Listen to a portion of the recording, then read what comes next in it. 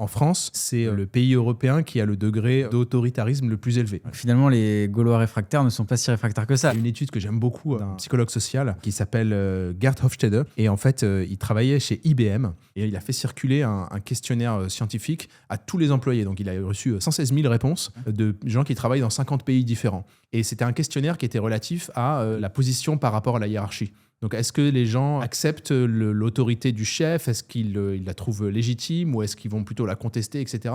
Et ce qui est fascinant, c'est que dans cette étude, finalement, en fonction du pays où résidaient les gens qui ont répondu, en fait, il obtient des tendances différentes. Et ça te donne une vision mondiale des gens qui sont plutôt pro-centralisation, pro-autoritarisme en quelque sorte, et des pays qui sont plus décentralisés. C'est-à-dire qu'il va y avoir des pays qui vont être à un extrême de cette échelle d'autorité, comme par exemple la Russie, la Chine, les pays arabes, dans une moindre mesure les pays sud-américains, et puis les pays qui sont à l'autre extrême, c'est les pays scandinaves. Note cependant qu'en France, c'est le pays européen qui a le degré d'autoritarisme le plus élevé. D'accord ? Donc si tu regardes juste l'Europe, il y a un point qui est plus foncé que les autres, c'est celui de la France. Finalement, les Gaulois réfractaires ne sont pas si réfractaires que ça. Acceptent une soumission au chef beaucoup plus en fait, moi, j'étais un peu surpris en voyant ça. Alors que c'est le pays de l'égalité, de la liberté, etc., où on est tout le temps en train de râler vis-à-vis de l'autorité, vis-à-vis du chef.